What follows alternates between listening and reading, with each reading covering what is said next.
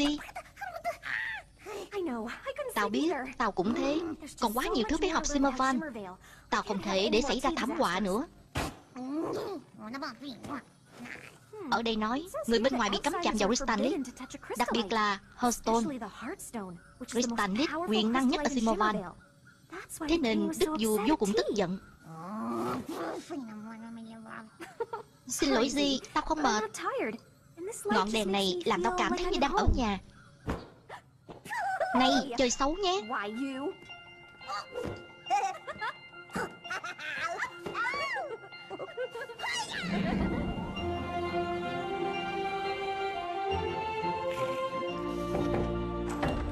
Chào buổi sáng, Mariposa.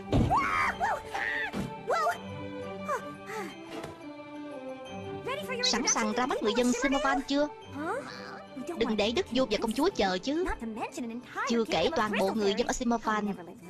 Tôi không muốn làm họ thất vọng đâu. Chờ tôi một phút. Đi nào.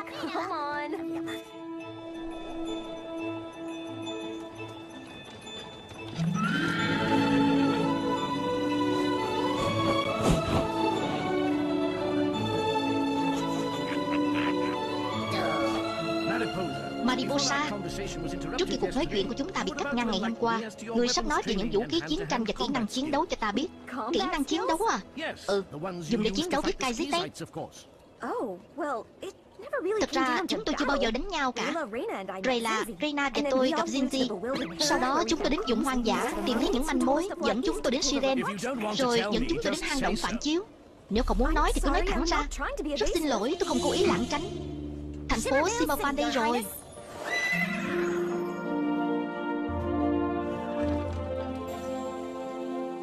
Chào mừng Mariposa, đại sứ hoàng gia từ Flutterfield.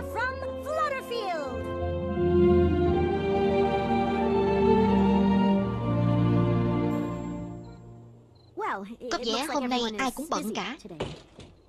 Chúng tôi không bận đâu. Có vẻ như mọi người không bận tâm lắm. Không hề. Dương miệng của người. Cô ta đã tấn công nhà vua. Tiên bướm tấn công. Tôi rất xin lỗi. Dương miệng của người đây. Có lẽ người đã dùng cách này để đánh bại Skyzik.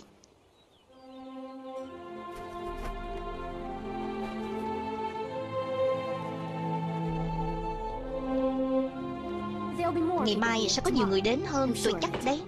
Không có đâu.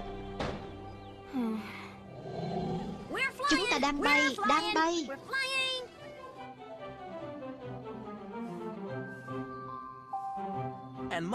Vậy mà mẹ nghĩ học trường mỹ thuật 2 năm là lãng phí.